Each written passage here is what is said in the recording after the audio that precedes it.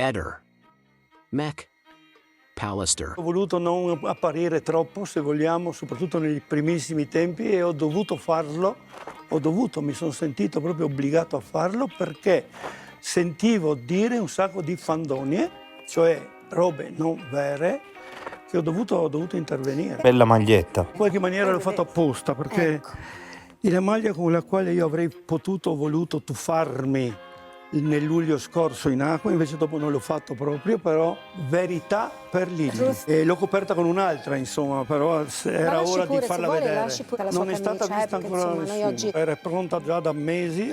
Bella maglietta, ma potrebbe non piacere a tutti. Dell'opinione di tutti, non dico me ne frego perché è improprio, ma mi interessa relativamente poco. Ho sempre fatto quello che sento dentro. Lo sente dal cuore. Questa è la maglietta con la quale io avrei voluto forse tuffarmi 8 mesi fa le clanfe triestine, forse lo farò. In quell'occasione non è detto, no, in quell'occasione l'ho coperta con un'altra ed era comunque addosso. Non l'ha vista nessuno, ma era fatto una domanda. Affari suoi. Allora, intanto Lilli è provato, ed è una novità, forse, 50-40 metri che ha 54. Fatto, non era in casa, ma al numero 77 di Via Giulia. È provato che lei non era a casa in quel momento, quando noi parlavamo per telefono. Lei durante l'ultimo mese, che poi si è ridotto a 2 settimane, l'ultimo mese della sua vita, perché dall'1 al 14 sono 2 le settimane, e una intera l'hanno passata via da Trieste. L'1, il 2 e il 3 di dicembre, l'8, che era festa dell'Immacolata, era una festa a Gorizia, e poi di nuovo altri 3 giorni. Per cui ci siamo sentiti, no, è importantissimo questo, ci siamo sentiti in tutto 7 giorni. In 7 giorni sono intercorse tra di noi telefonate, i messaggi molti di più, 17 telefonate. Lei ha chiamato me 14 volte, io lei 3. Anche in quella famosa telefonata di cui si parlava. Era agitata, camminava per Via Giulia. Che agitata? È provato. Sempre se era lei al telefono, perché ricordiamo che le telecamere riprendono Sebastiano fermarsi in una pescheria a pochissimissimi metri dal 77 di Via Giulia. Certo, voglio sperare. Non ci vedevamo da 3 giorni perché erano via, non ci sentivamo da 3 giorni, ci siamo solo messaggiati in quei 3 giorni. Allora una è talmente idiota come persona, e anche una mancanza, secondo me, di rispetto nei confronti dell'intelligenza di Liliana, il fatto che lei mi telefona, io la terrorizzo e lei continua ad ascoltarmi per 16 minuti, una qualsiasi persona normale sbatte sul telefono. Ci siamo detti di tutto e di più, abbiamo fatto i programmi per l'indomani perché dovevamo vederci. Lei il giorno dopo, il 13 stesso, dalla sauna mi manda quel messaggio, in relax aspettando domani, amore mio. Io sono abbastanza convinto dentro di me che lei, amore mio, a Sebastiano non gliel'ha detto mai. Una testimone la mattina del 5 vede un uomo con la barba e la coppola camminare nella zona del ritrovamento. Questa testimonianza Sebastiano l'ha sempre sottovalutata, o come dire la... Snobbata? Non è detto che era lui per forza di cose, però gli assomigliava molto. La combinazione vuole che era il 5 mattina, giusto? Quando lui è venuto, chiamato da qualcuno, un giornalista, penso, sul posto del ritrovamento, era vestito così. È tutto in scuro con la coppola scura in testa. Basta guardare quello che ha fatto vedere per combinazione, chi l'ha visto, che ha mostrato in diretta l'arrivo per capirci. È stata la primissima volta che l'abbiamo visto.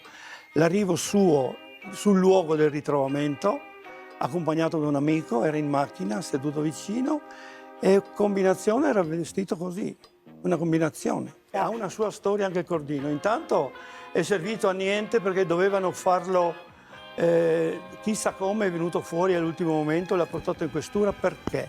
Perché era uscita la notizia che sul Cordino che era stato rinvenuto sul corpo di Liliana c'era un DNA Y, cioè maschile. Allora era importante, poteva essere benissimo l'oro, anche suo di lui. È un Cordino che è in casa, però prima non c'era, non c'è mai stato quel Cordino. È stato trovato dopo che è è venuta fuori la notizia che il improvvisamente aveva il cordino un DNA Y, ma non è stata trovata un sacco di cose nella loro casa che dopo sono riapparse, tipo i documenti e i telefoni, dico io, i telefoni di Liliana sono ritornati a casa. Lei è uscita con i suoi telefoni, se è uscita da casa.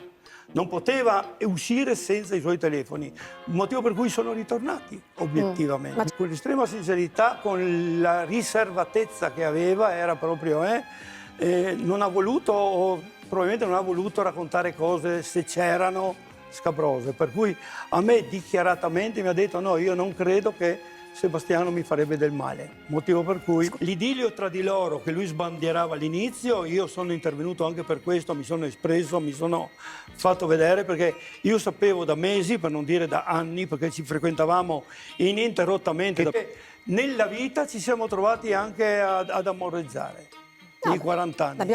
Subito dopo però eravamo sposati tutti e due, per cui è chiaro che non ci si poteva far vedere, come tutti quelli che si nascondono, se vogliamo. Sebastiano cerca di attirare l'albergatrice in un luogo isolato dove c'è un ponte e una ferrovia. Secondo te cosa voleva Sebastiano quel giorno dall'albergatrice? Quello che pensano tutti, cioè che era un attirarla fuori di casa per... punto di domanda. Posso mica venire qua a dire che voleva... La mia opinione è questa, come quella di tantissimi altri. Lei è stata attirata fuori di casa in un luogo che era solitario, punto e basta, dico io. Ha avuto paura di presentarsi lei. Ha trovato un amico che andasse al suo posto ad aiutare Sebastiano. È molto dubbio anche la richiesta da parte di Sebastiano il 30 di gennaio di una corda dal vallone di Gorizia e agli amici a 8 chilometri. Ma non è stata ricercata la verità per Lilli, non è stata. Noi da 2 o 3 giorni dopo avremmo convissuto, punto e basta. Lui parla di marito, è giusto, per legge lo è ancora, anzi si è preso tutti i 2/3 del conto che aveva in banca lei, si è presa la reversibilità della pensione che è uguale a più di 1.000 euro, a occhio, per capirci. È chiaro che lui è il marito, però non lo era di fatto da anni che io sappia. È accaduto semplicemente che lei è stata avvicinata da una persona che conosceva, probabilissimamente, indifferente dove, se vicino a casa o più giù, se voleva andare alla Wind, perché doveva andare alla Wind, a meno che lei non sia, e sarebbe perfino peggio, mai uscita da casa. Potrebbe essere un'altra delle cose, perché quella persona che l'hanno voluto far vedere sulle telecamere, tanti che la conoscevano bene, forse meglio di me in quanto a struttura, hanno avuto dubbi che potesse essere lei. Potrebbe essere una delle congetture. Può essere successo di tutto. Io mi auguro che sia morta presto, veramente il 14, che non abbia sofferto, anche se il fatto di essere stata ritrovata stringendosi il giubbotto è un segno di sentire freddo, e allora va a finire che ha sofferto le pene dell'inferno per giorni prima di trovare morte, che è meglio non pensare. Dove è stata tenuta? Domanda, con un enorme punto esclementino. È stata mantenuta in qualche posto freddo e messa fuori quando era opportuno farlo, per me. La posizione è fetale, ma il baule di una macchina dovrebbe essere lui messo in una cella frigo, che potrebbe anche essere obiettivamente. Esistono delle celle talmente grandi che contengono un'auto. Locali freddi, tutte le macellerie, cioè tutti i macellai.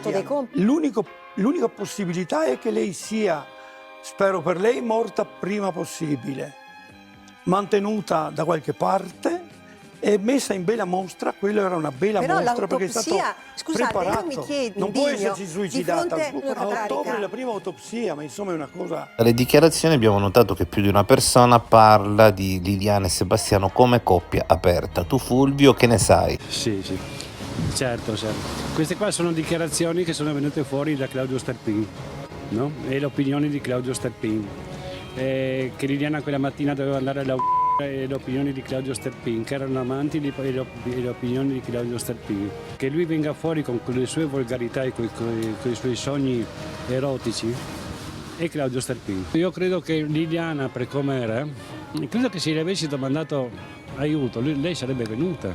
Chi potrebbe essere stato? Andando per esclusione, e Claudio da subito ha fatto di tutto per attirare l'attenzione su di sé, per essere sospettato da subito, dal momento in cui dichiara che quella mattina ha pensato bene di procurarsi un alibi. Ma per cosa? Considerando che Claudio era coinvolto in questa storia, quello che veramente ha fatto l'impossibile per attirare l'attenzione su di sé sei sicuramente tu. La mattina del 14 dicembre Claudio ha detto, a un certo punto, ha detto poi in seguito, che a causa di questo ritardo di mezz'ora di Liliana ha pensato di procurarsi un alibi e ha cominciato ad andare in giro, a farsi vedere in giro per procurarsi un alibi. Mi sembra grande, no? Non capisco perché ha voluto attirare su di sé l'attenzione e attirare su di sé tutti i sospetti possibili. Mi dica quando io ho detto che mi sono procurato un alibi. Non mi serviva un alibi a me. Per cosa mi serve? Io sono a casa che aspetto Liliana che deve venire mezz'ora dopo del solito. E che alibi mi sono costruito? L'alibi di cui parla, penso, non può essere altrimenti, che alle 11, anzi a mezzogiorno meno poco, sono andato alla Wind dopo aver fatto 2 o 3 telefonate e messaggi al numero di Liliana. Liliana era un tipo che talvolta perdeva una filovia, un autobus, era filovia prima, e mi telefonava da Piazza Goldoni, Trieste, che è il centro, mi è scappata sotto il naso a 10, verrò 10 minuti dopo. Una che ti chiama per dire verrò 10 minuti dopo anziché le 9:20, certo, lei non la sente per 3 ore, evidentemente fa ore è di successo ritardo qualcosa. senza chiamare? Qualche mese prima di sparire, Liliana ti manda la fotografia di un testo che parla del fatto che tu la possa cercare anche se lei non ci sarà più e la troverai nei ricordi. Non era una lettera, era un qualcosa che probabilmente lei ha trovato, una stampa che l'ha fotografata e me l'ha mandata. E succedeva un paio di mesi prima, a settembre-ottobre, a occhio. È quasi una premonizione, se vogliamo. L'ho pensato più di qualche volta.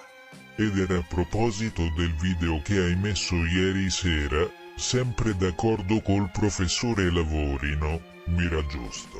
Ehi, non dimenticare di iscriverti a questo canale.